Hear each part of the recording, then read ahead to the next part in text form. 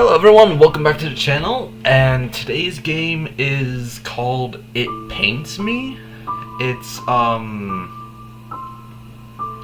an interesting game I came across both on itch.io and Steam. It's done in this like art drawn style, which actually seems really cool. But beyond that, let's get to it. Start.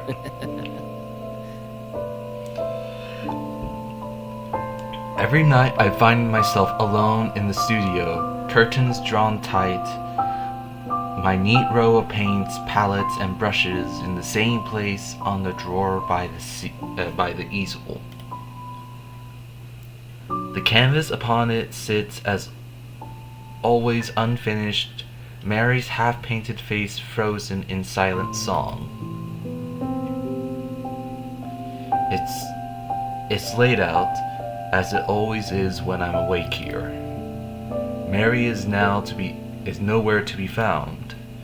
She must still be at the theater. Even when the curtain fall and the stage lights dim, the night is forever young to its star sopranos. I would always wait outside her dressing room, roses in hand, scores of other bright-eyed admirers spilling through the halls, though she alone was mine, and I was hers. It's cold, bitterly cold tonight, but still I draw the curtains and open the windows. There's a stench in the room, deep and damp and sickly sweet, that I can't ever seem to be rid of. Besides that, the fumes from the linseed oil makes my head spin.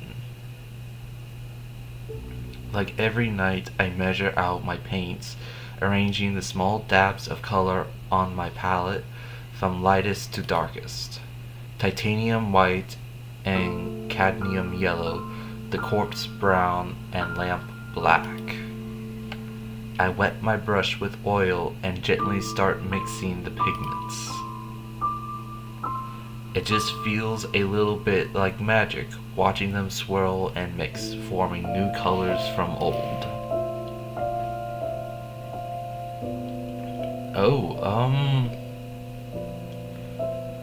Let's do face, because when I draw, I usually start with the face and then the hair, so I mix a tone as warm as her cheeks and envisions Mary's sweet face in my mind's eye. Her lips like roses, the graceful turn of her nose, those eyes that glistened like stars under candlelight. It's no use. I can't focus. Her features are as blurred in my mind as the mess of oil and pigment smeared across my canvas.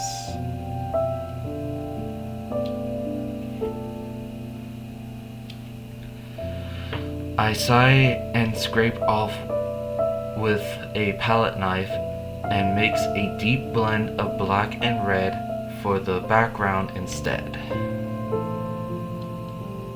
I apply my paint with a generous dab of oil, but it seems I didn't have to. The canvas is still wet from last night and the night before. I must have painted and repainted the same background countless times. To say it's difficult to paint by lamplight, my muse nowhere in sight, is an understatement, of course. But lately, these nightly hours are the only time I find myself able to lift my brush. I stop every few strokes. Spirits at odds.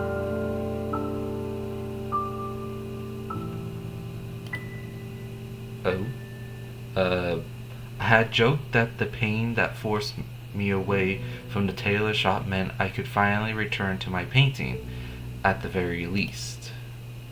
I was never any good at humor.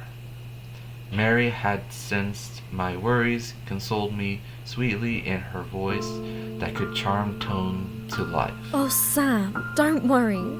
I have roles lined up for months. Go ahead and paint. We can still live comfortably. It hurts, a small part of it beyond the physical, beyond the ailments, to seek her permission. To be unable to care for my darling the way I had when we were young, brimming with talent, by crushingly unknown. Well, she had been. I was and still am nothing. But perhaps finally it would now be my turn to bring my vision to the world. If only it didn't hurt so damn much. Time passed and I still don't manage more than a few strokes, a small patch of dark over an already wet canvas. Or perhaps time hasn't passed at all. The broke clock on the wall would suggest as much. Perhaps the seconds have lain still, the world outside unchanging, and I the only thing that moves. Have I moved? Is repeating the same brushstrokes like a clockwork doll movement?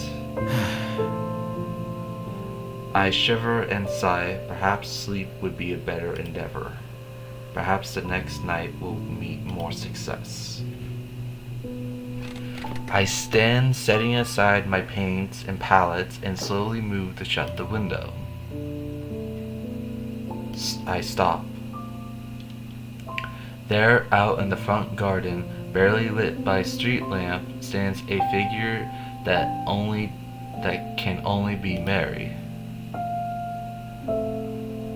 She bids goodbye to another figure, tall and broad-shouldered, and then she laughs, a beautiful laugh, a heartfelt laugh, and embraces him before he makes his reluctant exit on a carriage stopped by the gate.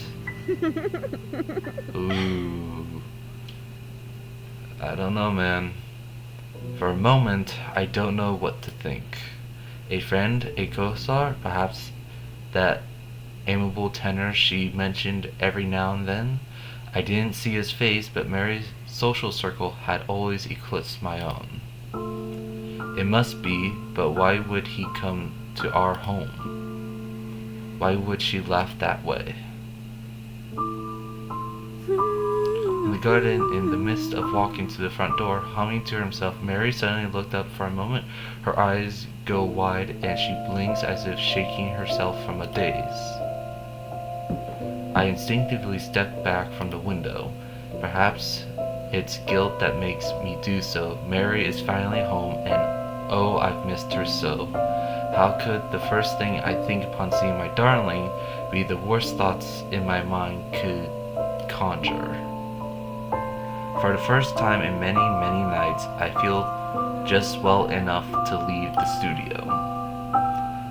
I'll prepare Mary a pot of her favorite chamomile tea. I'll listen as she tells me of the nights, the theater, the thousand small ascendo, and I have no idea what that means. How to say that? She never runs out of, and maybe anecdotes. That's what does. My brain stopped for a second. And maybe, just maybe, ask her again to sit for a portrait of me, for me, like she used to. The house feels larger than it used to. Perhaps I was shut in the studio too long. Still, how could I so quickly become a stranger to my own home? The memories are fuzzy, the years blur together like a wash of oil colors. My mother and I, carrying our spare luggage, stepping inside for the first time. My stepfather laughing, his elbows on the breakfast table, chattering over something he read in the paper. Then silent hallways and empty rooms. and then myself welcoming my new bride to these solitary halls, hanging our newly taken portraits above the mantel. The walls are barren now. I feel the walls in the dark, leaving sticky trails of paint behind, tracking the place where I used to hang. The paintings. The paintings I framed, the seaside landscape I had painted on our honeymoon, the watercolor sketch of Mary that couldn't hope to capture the sheen of her hair, the still life of candles and flowers that had wilted because I took so long to finish. Even the painting of roses in a vase, the first gift I have ever given her. I wanted to bring you some flowers, but I was afraid they would wilt before I saw you next. You painted them. Oh, they're beautiful, Sam. The naked walls stared blankly at me. Confused, but with nowhere else to go, I continued through the house. As I walked, I passed the furniture my stepfather left me. The shelves and tables that always seemed so large and grand as a boy, now missing or mantled in the thick white lean. They remind me of corpses on a hospital table lying dead still, covered in sheets. Oh, damn, that's actually pretty deep there. Mary? I try to call out, but phlegm blocks my throat. I cough long and drawn and wet, and then once more I attempt to voice her name. It slicks off my tongue like a serpent uncoiling. I had always loved her name, so tender and sweet, free in harsh syllables. Mary, it was a name like an impressionist fleur, painted in the soft strokes with a fine oil brush. It was the greatest joy in the world to join my name to hers. The silence fills the halls, a long drawn-out silence and held breath. Finally, my darling answers. Ooh. Sam. Is this a dream? Maybe? I have no idea.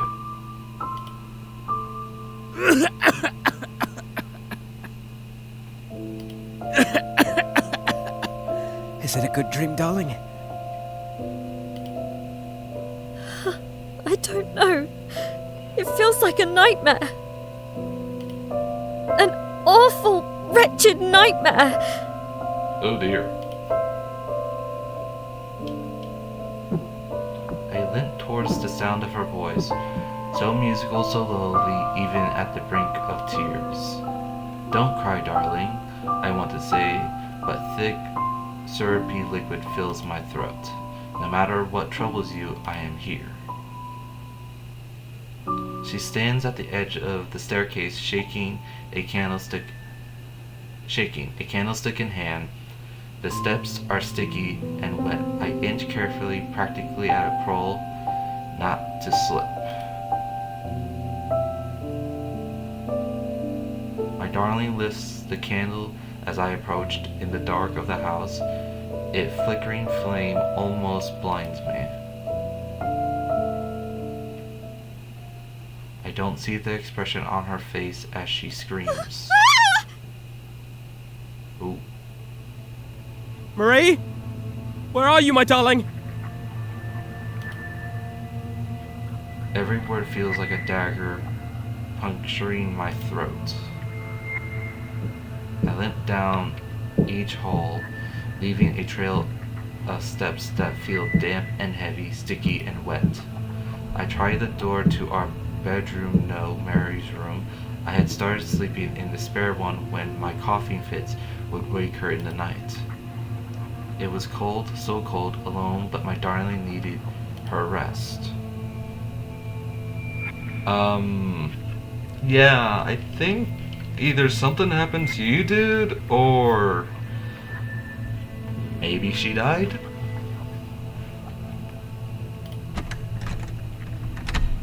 Though it's completely dark when I peer inside, I know it's empty. No warmth, no flesh, no sound, a sweet breath within.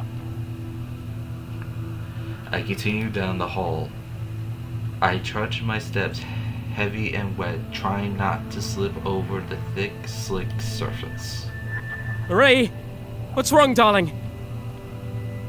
Please, come out! I don't understand! The dining room is empty, truly empty. The shelves where the china and silver were once neatly stacked now gape, hollow. Dude, sorry. The walnut table is covered in a thick white sheet, the matching set of chairs removed. Dude, either she died or left, or you're dead and you're just living in an endless death loop. I rest against the blanketed table. My hand leaves a rubby smear against the sheet. It must be more paint, though it's hard to make out in the dark. I needed spectacles for quite some time, but Mary had never liked the bookish type.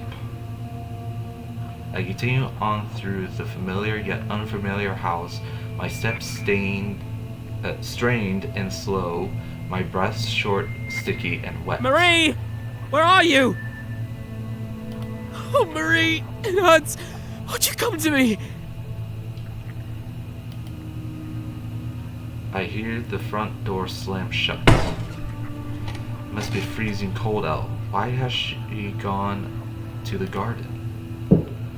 I tread to the sounds with new urgency, uncaring of the sticky, wet floors, forgetting for just a moment the pain that snaps and burns through my flesh. I reach for the oily, damp knob. Don't! Sam! Please! Her voice rings from behind the door. I don't understand, darling. Have I done something to upset you? Her sobs echo loudly. I never thought an ugly sound could come from my darling's lips, but her words. I love you, Sam. I always will. But I can't bear to see you like this. Please, I beg of you, return to where you came. You can't be here. I've moved on now. What? What? Return where? Dearest, you aren't making any sense. Moved on? I'm your husband, Marie. What on earth is there to move on from? Please remember, Sam. You were ill. You were ill for a long, long time. And you never recovered. Oh. We're a spirit that is haunting her. I know I'm unwell, Marie. But you said we would still... Are you leaving me? Because I can't care for you anymore? Is that it? You left me. You're dead, Sam. Ah, that's what it is. You've been dead for more than a year. If this is a joke, darling, it's a cruel one. Do you want me dead? Is that it? Am I better off dead to you? My darling does nothing but sob behind the door. How quickly I regret my words. Oh, only if I could see her face, look into her eyes, reassure her, and see that she loves me still. I twist the knob with the slick, oily hands. No! Don't come out! Please! On the other end, with a sharp gasp, my darling grasps the knob closed, pushing the weight of her small frame against the weathered door. Don't come out!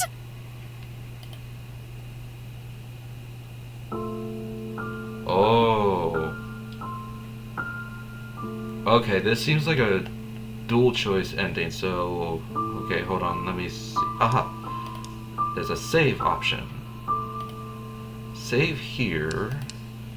Return. That's why we have save points at these junctures. Let's force it open just to see. No. Not until you tell me what's going on. You're dead, dude. Are you leaving me, darling? After everything? I need you. I need you! My darling utters a sharp cry as the hinges groan against the frame, loosening her grip as she stumbles back into a cobblestone path. I instantly forgot how sharp words and I limped towards her side. Marie, are you alright? I'm so sorry. Stop it, Sam. I'll keep you alive. Every time I sing, I'll sing for you. I'll keep you in my song, in my art. Oh. The ooze spilling forth from my ears. It hurts! It hurts! My head rings, my chest is a hollow cavity, slippery and wet, flowing with hot, sticky fluid. I cough and cough and spew more syrupy warm liquid from my lips. Your art, it was always about you. Your fame, your voice, your needs, your wants, your desires. Oh. You were a work of art, of course, but did you ever think about me? Did you ever think about poor Sam, dying alone in a cold, white room? Poor Sam, who couldn't even hold a brush in his hands at the end. Poor Sam, left to rot into nothing. A year was all it took for you to forget me. I'm shaking. I'm shaking her, leaving smears of dark, muddy paint over her pale shoulders. The next moment, she breaks from me, running blindly into the streets. The carriage doesn't stop her. Of course it didn't. My dearest is a whip of dark curls and black rum billowing in the night like a shade. She should be light as breath, soft and mist. Oh, but the song that comes from the screams of her breaking bones, ripping flesh, and the breath that leaves her lungs. Ha! But every sound my darling makes is beautiful. Dude. Oh. I scoop her mass of flesh and deep crimson hair in my arms. Her blood pools around me, syrupy and dark, a color so deep no artist's pigment could hope to capture. The purest scarlet or vermilion red and dull stain in comparison.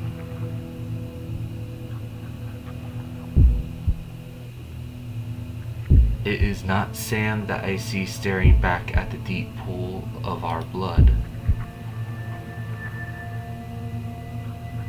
Ooh.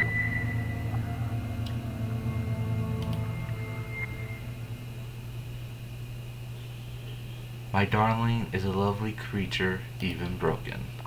I gently carry her up the steps, one slick, damp, crooked step at a time, seeing her mass of jutted bone and viscera and flesh on the velvet seat in my studio.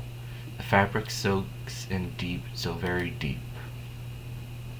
It's dark as it's every night. I leave the lamp unlit, the windows shut tight. How strange that the stench of lit seed oil ever bothered me.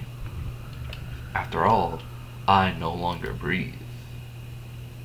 My darling sits still, ever so still, not a breath escaping her broken flesh. What a lovely model. Oh, what a wonderful thing. All the more beautiful now that it surely hurts to sing. Oh, God. Oh, it is agony to hold a brush. It always does. But I can bear it. Oh, jeez. Okay, I just want to say, from like artistic wise, this is actually really good, but also very terrifying. After all, who can truly create without pain?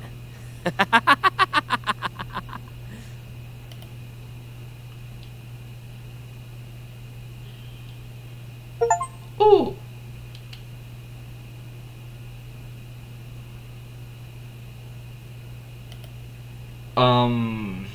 Ending 1, Muse. Okay, so I was correct. There are 2 endings.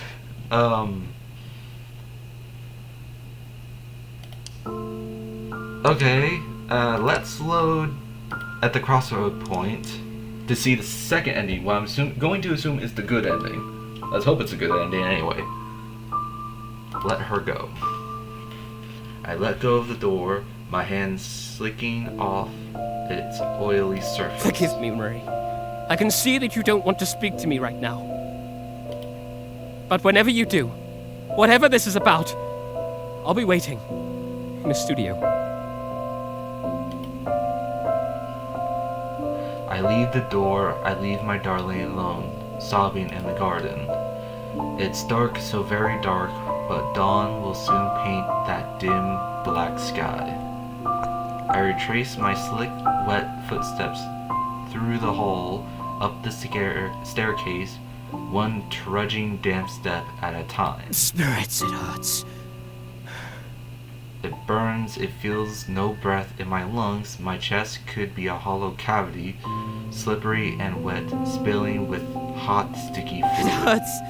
Oh, it hurts.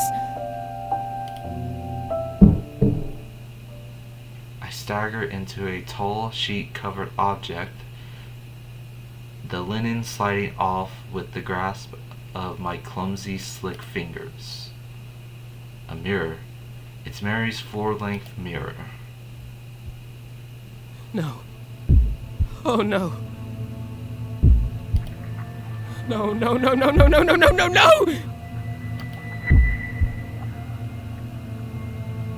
Whoa.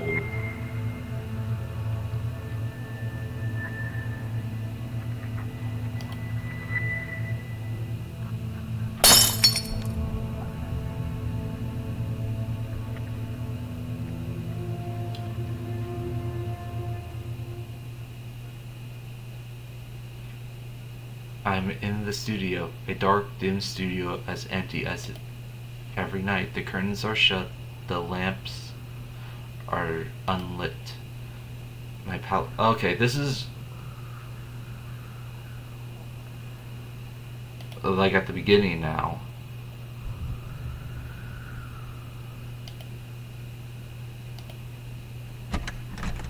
Oh wait, no, it's not at the beginning because it just said he no longer breathes. The handle of the door turns behind me. Slowly it creaks open and a figure steps inside. It's me. He limps more than he steps in a crooked motion against the floor, dragging his body along like a wet, wide brush as I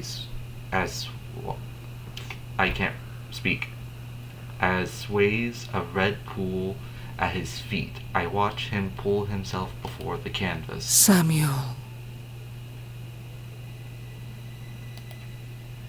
He speaks in my mother's voice, a tone that could swell with warmth or desertion, command or dependency, pride or disappointment in a moment's notice. Please, give up your suffering.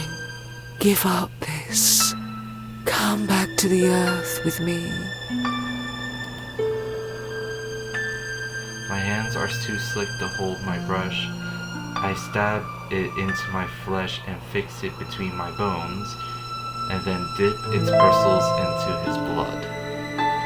Sammy,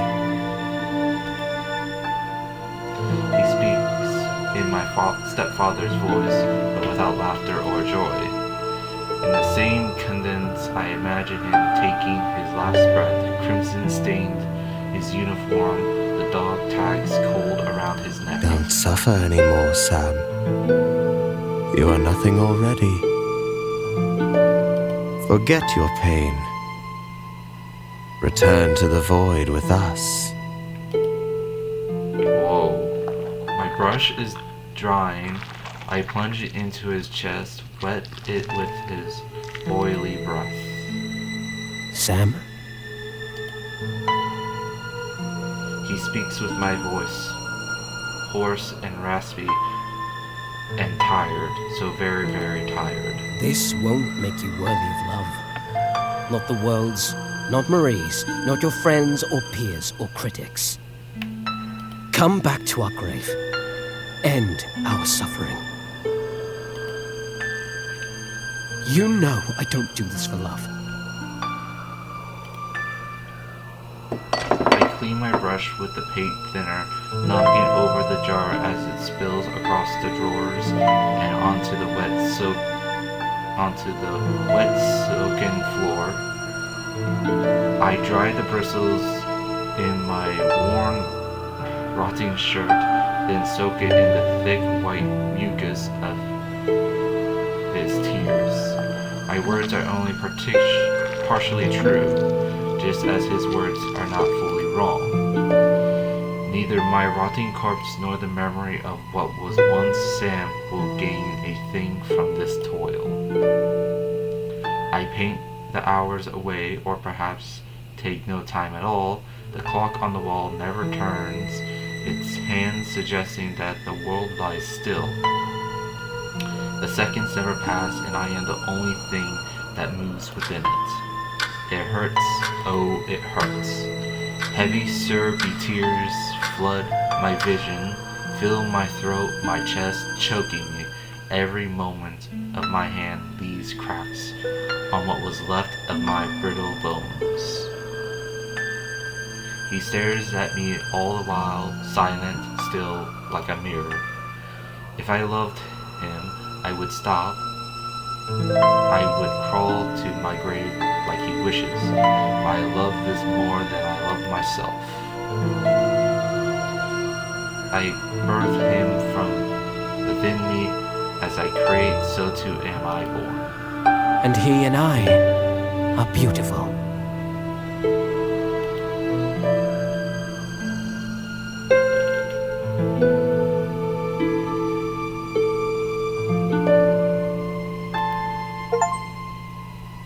Self-portrait. Ending 2. Self-portrait. Okay. That is not what I was expecting that ending to be.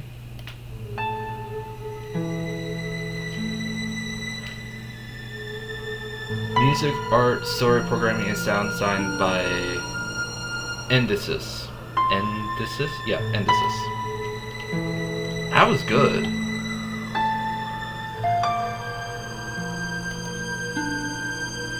Yeah, no, this game was actually really good. Definitely different than what I'm used to. I'm not usually one for story-based, like, just like purely story-based games like this, like novel stuff. But this one is actually good. Like, let me go to the gallery. Oh, there's 2 missing. I don't know if I'll go back to those ones, but oh yeah, no, this was actually really good. Yeah, no. It Paints Me is the name of this game. Yeah, if you guys want to go ahead and play this, it's free on Steam, and if you want to also help support the developer, donate to them, he, she, them group of people on Itch.io, or buy the art pack that is here on Steam, and possibly on itch.io, I think. But yeah, if you guys liked the video, go ahead and do the like, subscribe, notification bell, all that stuff.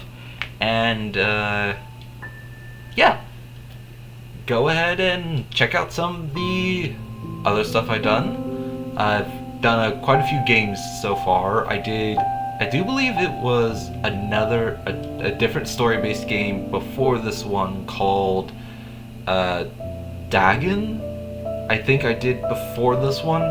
It's actually good. It's a story-based game like this in a sense, but off of one of the stories or short stories of H.P. Lovecraft. But if you don't know who H.P. Lovecraft is, Google him. But if you've ever heard the name of Cthulhu or cosmic horror, you kind of have the grandfather of that.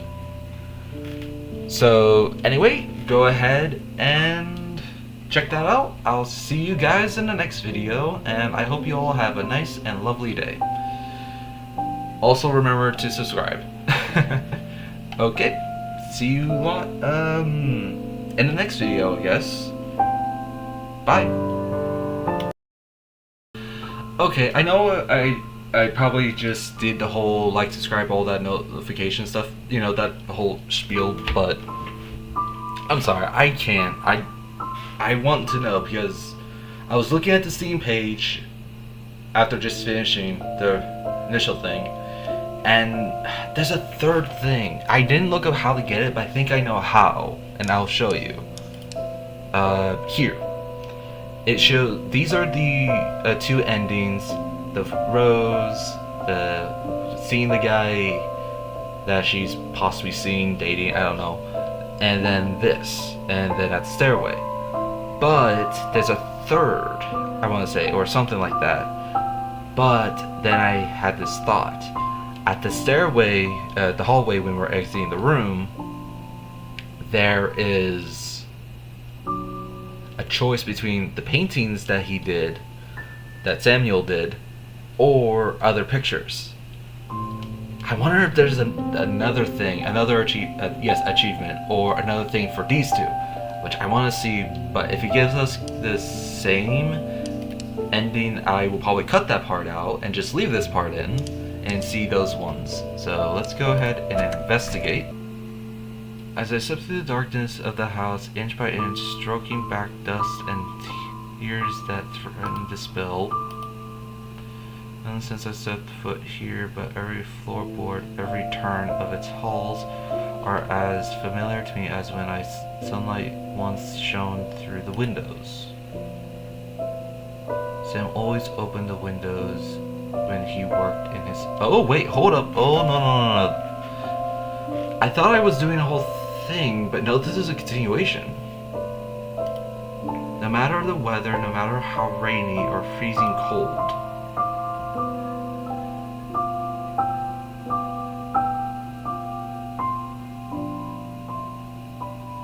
the same windows that now were open, gaping from the garden inside. Someone had been through this house. Everything of value I have taken with me months ago, of course, but though I could not bear to stay here any longer, I could bear it even less to let this place go. I, Sam, had grown up here. This place meant so much to him, and I had so many memories. Oh, this must be through Mary, I think her name was? Mary's eyes? But I did, and then he was gone. My heels clacked against the wooden floorboards as my footsteps echoed in the dark. I stopped at the doorway of the kitchen. The old rickety shelf gapes out while the walnut table silently stands beneath a muffled seat. On Sundays, when he wasn't off to the tailor at the crack of dawn, we would have breakfast together. I remember how he'd sit at the very table, combing through the newspaper, carefully clipping out any new photographs of me that appeared. A sound snaps me out of my memories. Muffled footsteps, not mine. A voice calling my name. My heart stops in my chest. I swear I can hear him. Hear it. Him. Not the academy student in a hand-me-down green coat full of life. No, the man who waited by my dressing room with roses, almost too shy to present them to me. And not the man in the paint-stained apron hunched over a canvas, eyes locked in concentration. The owner of the voice cannot be that man, but it has his voice calling out to me. My mind is playing tricks on me. It can't be. Holding my candlestick tightly, I slowly approach the staircase. Sam? I call, peering into the darkness above me. The outline of a figure stands. It moves slow and haggard. Is this a dream? The shape of the darkness coughs and coughs again in a wretched pain. It choked back on its own sobs and words. Is it a good dream, darling? He finally says. I don't know. It feels like a nightmare. An awful, wretched nightmare.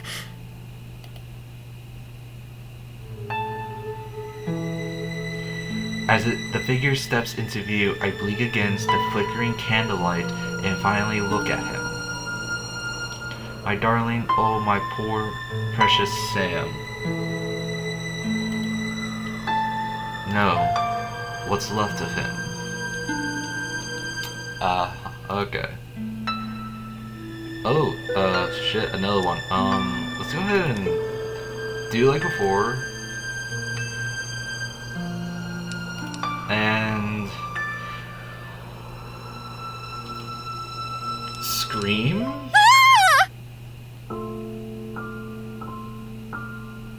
Oh, that just ends it there. Okay, that was a bit funny.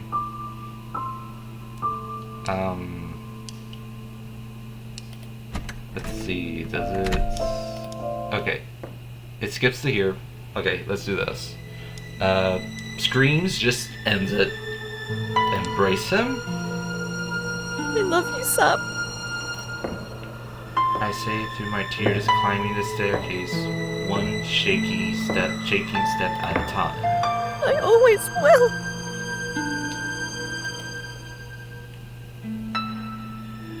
My arms meet rotten fabric and broken flesh. My lips meet bone and blood.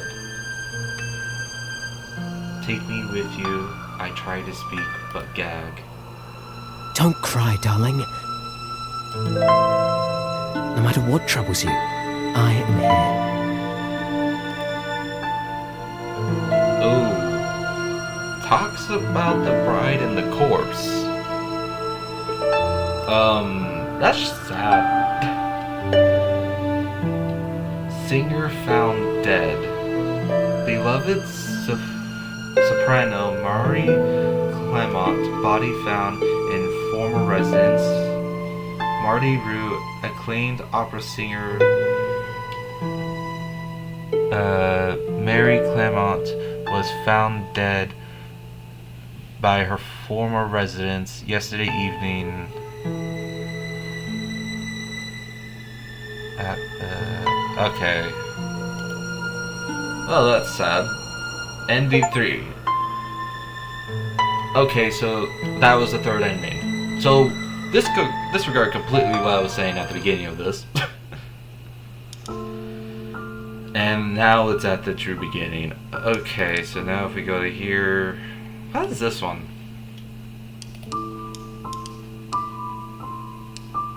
Hold on.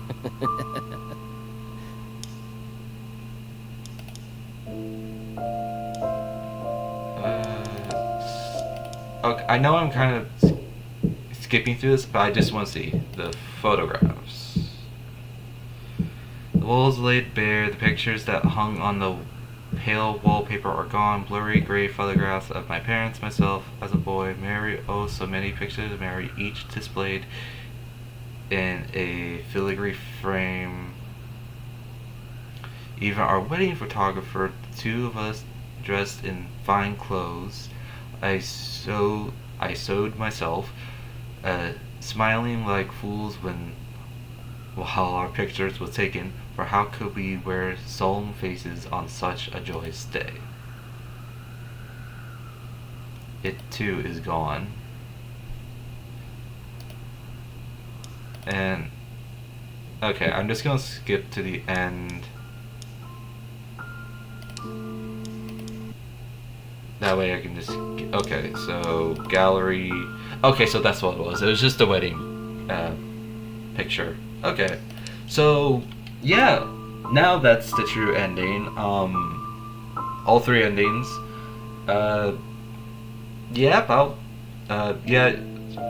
Same thing at the beginning. See you guys in the next video. I already said that stuff already. Bye.